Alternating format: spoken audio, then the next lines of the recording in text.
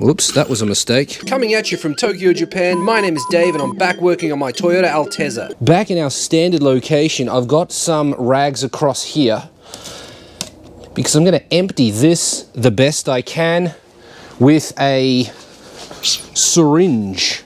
And that's not going to work because Toyota have actually put I wonder if I can get that out with my finger. They've put a stopper in here. Oh, it's a filter, is it? It looks like a filter. So I have to take that out before I begin. Right, now let's try that again. I don't want to drag all this shit through the system. There's no point. I'm trying to get it all out, so I may as well get it out the easiest way. The easiest way is like this. You could do this with a turkey baster if you don't have one of these. You really should have a couple of these in your arsenal. One for diff oil and gearbox oil, and the other for this, because this is a lot easier. I see it's petitioned. I might have gone from the wrong petition. I don't know if you can see that. See this? It's baffled. There's a wall in there. Well, there's actually a bunch of different walls. There's no way for me to get this fluid out, so I'll just pull it through the system. No problem.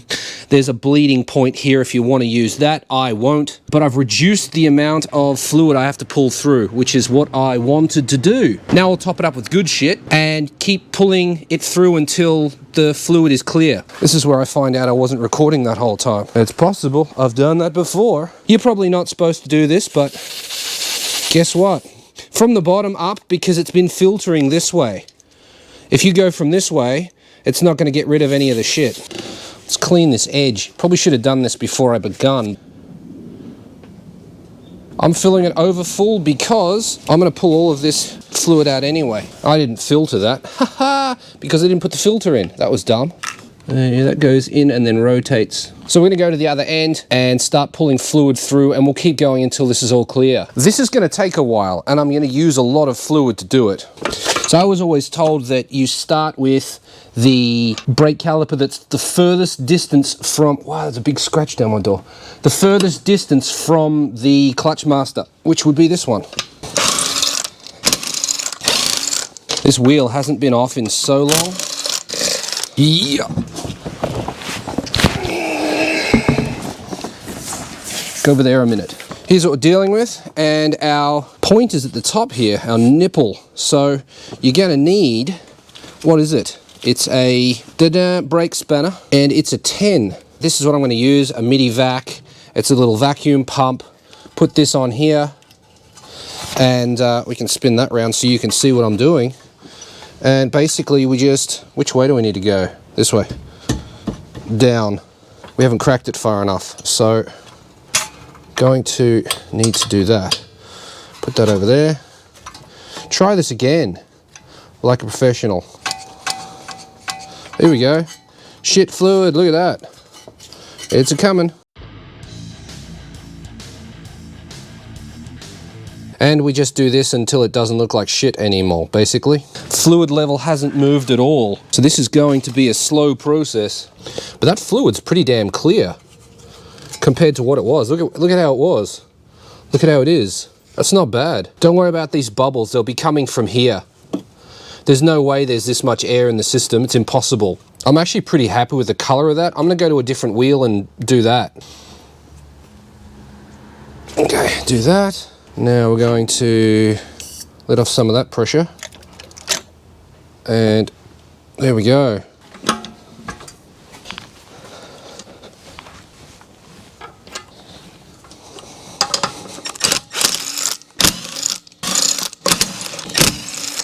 Yep.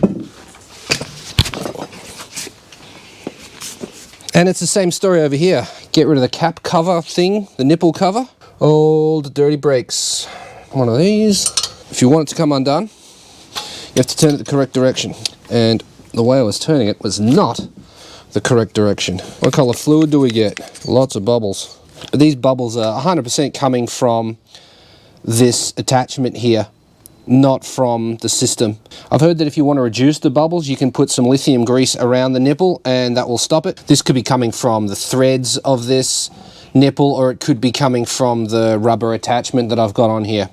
I don't know. Could be a little from column A, a little from column B.